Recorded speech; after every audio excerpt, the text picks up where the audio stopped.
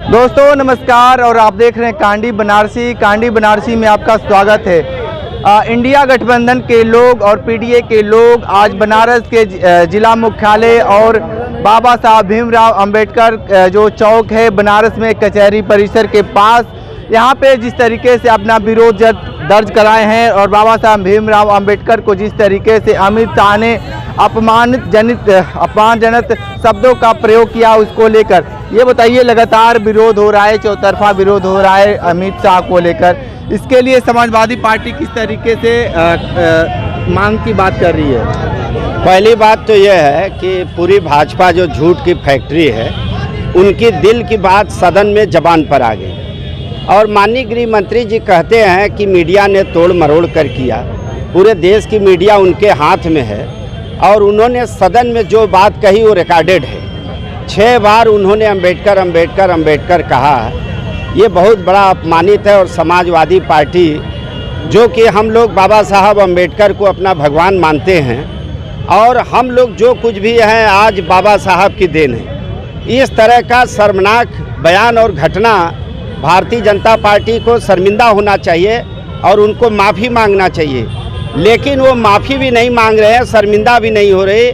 पूरी मीडिया मंडली उनकी और खुद प्रधानमंत्री 6 बार ट्वीट करके उनके बचाव में उतर गए हैं। इनको बचाव करने के बजाय बाबा साहब के सम्मान में इनको सही बात करनी चाहिए और उनको पद से इस्तीफा दे देना चाहिए और उनको माफ़ी मांगना चाहिए। ये देश की जनभावना की बात है। देश की 25% जनसंख्या जो SC ST है, वो बाबा साहब उनके उद्धारक हैं। संविधान में उन्होंने व्यवस्था दे करके इन लोगों का उद्धार किया।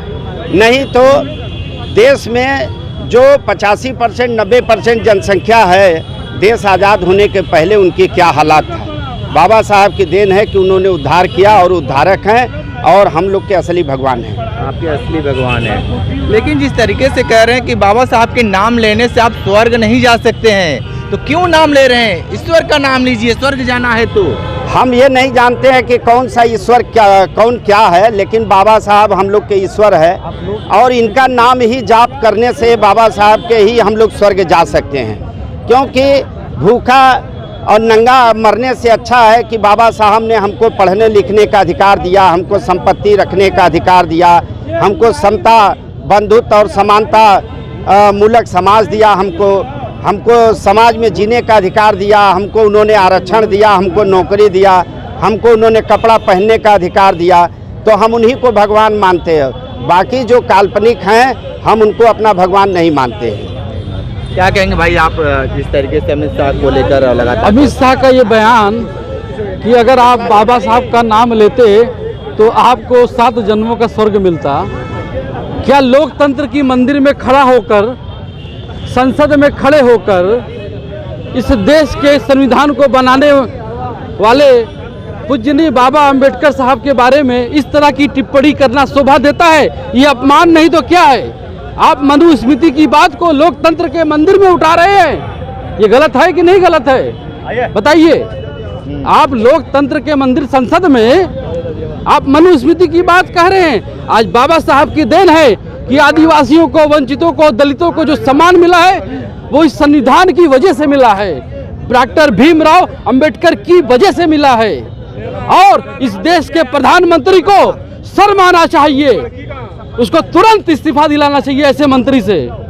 और भी लोग हैं, थोड़ा सा बताइए भाई, जिस तरीके से बाबा साहब की प्रतिमा लेकर आप लोग विरोध कर रहे हैं। देखिए, सदन में जिस तरह से अमित शाह ने तड़ीपार, एक तो लंगड़ा सरकार बनाए हुए हैं और संविधान को इस तरह गाली दिए हैं, दुनिया में कोई माफ़ नहीं करेगा। वंचितों, संचितों सभी लोगों को ज़मीन से उठाकर कुर्सी पर बैठाने का काम किए डॉक्टर भीमराव अंबेडकर जी।